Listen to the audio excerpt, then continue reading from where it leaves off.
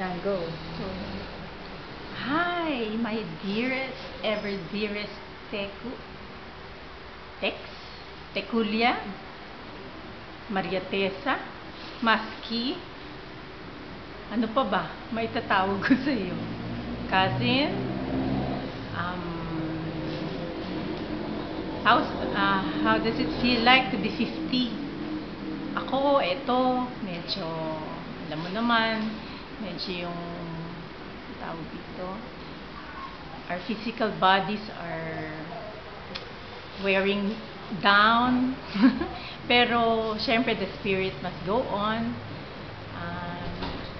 Go on and be inspired more and more by Jesus.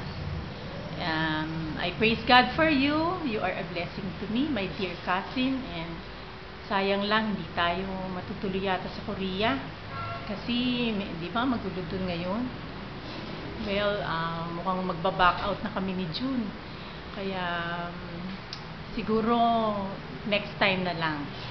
So, I hope you'll have a wonderful day, a real special one, and you are blessed. You have many loved ones surround you, and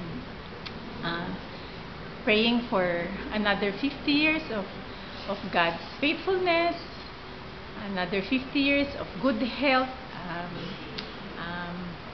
happy relationships with husband and loved ones and friends. And God bless you with all the things that you do sa work, sa house, even as you be a mom to David. Sige, happy birthday! Bye!